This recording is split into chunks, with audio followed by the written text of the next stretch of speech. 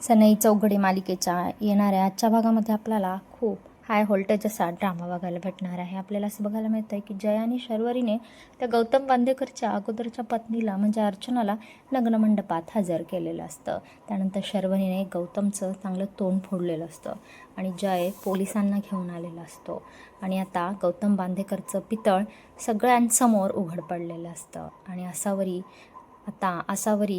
आसावरीला वाचवलेलं असतं, नाहीतर आसावरीचा त्या गौतम बांदेकरने बळी घेतला असता। परंतु आता तिथे जेव्हा पमाला हे सर्व कळतंय तेव्हा तिथे पमाला जोराची चक्कर आलेली असते।